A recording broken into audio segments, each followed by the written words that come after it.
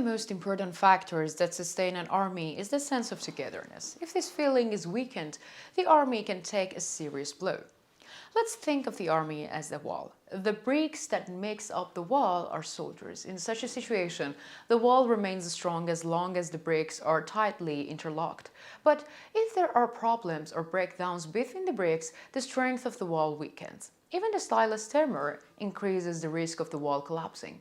This is what the Russian army is facing these days, because if we think that the Russian army as a wall, the connections between many of the bricks have weakened and many points that the bricks have started to damage each other.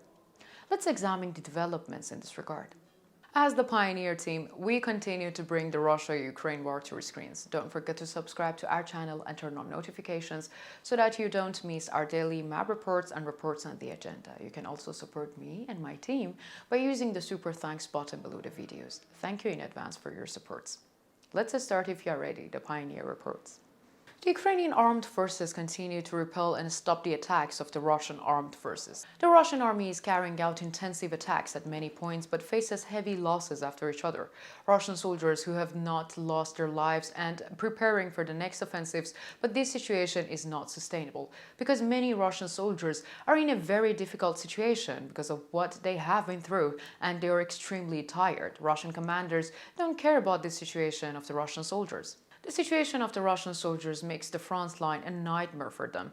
Life has reached an unbearable point, especially for the Russian troops engaged in meat attacks. Russian troops driving to the front line for meat attacks are attacking Ukrainian positions without any support. However, Ukrainian artillery is countering these attacks units with heavy artillery shelling.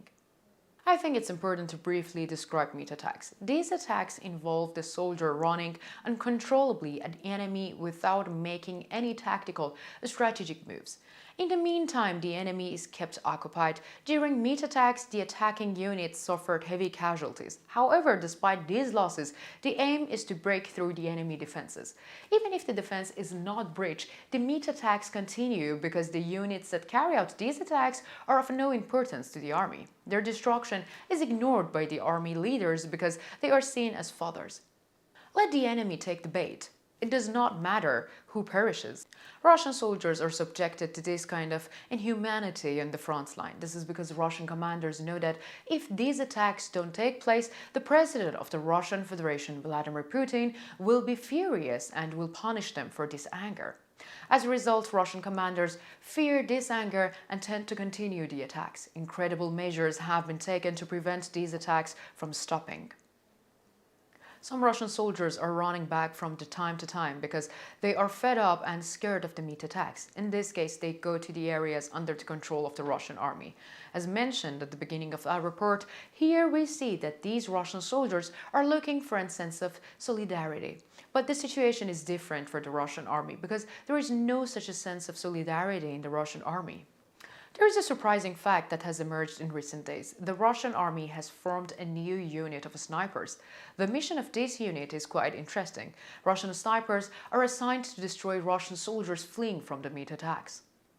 Interesting details about these incidents were shared on social media account. In the footage, a Russian soldier who was previously taken part in similar attacks and who continues to take part in the attacks said the following. After yesterday's attacks, those who were wounded or scared during the retreat fled the front line. Who fled with them, those who stayed behind called us meat. They don't see us as human beings. They have set up blocking units, snipers moving against us. We want to launch a mass appeal to all departments to finally stop this. 3 assault groups were sent out yesterday. Only 3 managed to do so without any support. There was no evacuation for the wounded. Some were returning by any means possible. Those who are returning are being sent back with knives. No weapons. The commanders are indifferent to everything we say. They are not interested in us. We no longer expect them to find solutions to our problems and just give us a chance to survive. Don't throw us as fodder in front of the friends and our own nations. We see that Russian soldiers look at us like enemies. We like them. We sent here by the Russian administration. We have no value in the eyes of the administration. What they do to us today, they will do to you tomorrow. Don't follow leaders. Don't shoot at the Russian soldiers fleeing meat attacks. There seems to be a huge disconnect even among the Russian soldiers. In some cases, Russian soldiers are hesitant to ask their friends for help, even if they are in a difficult situation, because even their own friends may turn against them because of the policies of the Russian world leadership.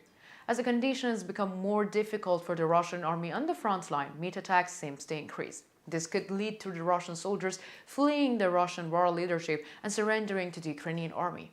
There is, of course, another solution. There is a short-term but effective way to confront or mitigate these problems: the use of alcohol.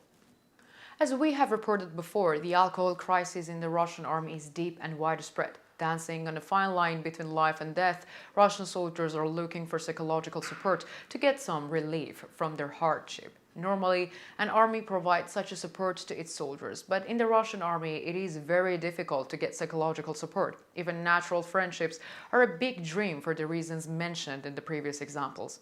Therefore, Russian soldiers turn to alcohol for psychological recovery.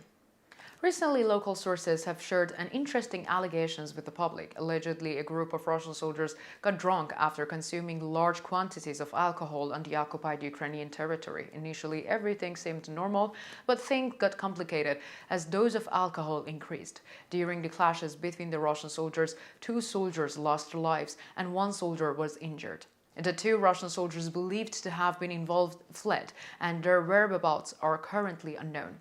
However, Russian army investigators have launched a large-scale investigation to find them. As it has been observed, the problems in the Russian army are not going away. On the contrary, they are increasing day by day. Continuation of these conditions could lead to the Russian army to a major defeat. So what is Putin planning to address this situation?